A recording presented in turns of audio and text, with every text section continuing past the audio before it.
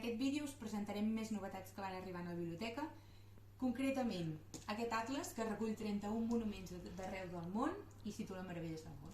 Destaca per la qualitat de les il·lustracions i perquè explica curiositats de monuments que tots coneixem, però a vegades hi ha trets que se'ns escapen. Destaca molt la il·lustració de la Sagrada Família, que tots sabem com és, però quan la veus il·lustrada d'aquesta manera és espectacular. I a banda d'aquesta tenim aquest altre llibre que es titula On va aquesta gent?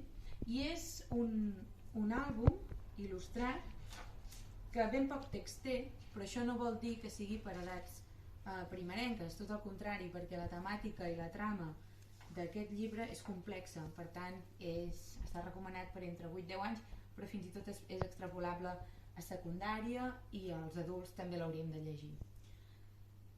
Parla de què passa quan no ens mullem i quan no ajudem a qui té problemes al nostre voltant.